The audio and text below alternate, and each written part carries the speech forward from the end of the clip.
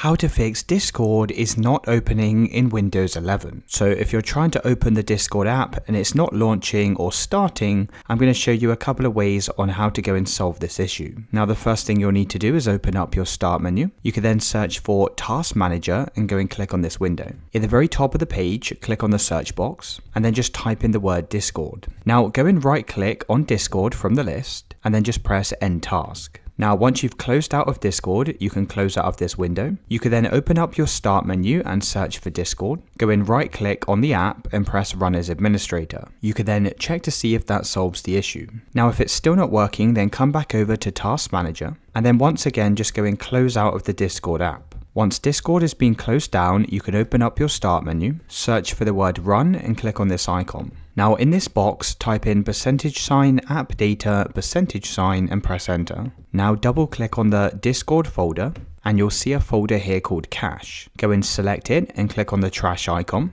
Once this has been deleted, you'll also need to do the same for Code Cache as well. Go and delete this folder. And then finally do the same for GPU Cache. Make sure this is deleted. You can then close out of this window and you can try reopening Discord. Now, if it's still not working, there is one final solution. Open up your start menu and search for Settings and click on this window. Click on Apps from the left-hand side and press Installed Apps. Now click on the search box and type in Discord. Click on the 3 horizontal dots next to Discord and press Uninstall. You can then go through the steps to uninstall this on your computer. Once it's been uninstalled, you'll need to open an internet browser and type in Discord install and press enter. Now click on the top website, which is discord.com/download. You can then press download for Windows. You can click on your downloads folder and try opening up the app. Now, if it's still not working, you can open up your start menu, search for Microsoft Store and open up this app.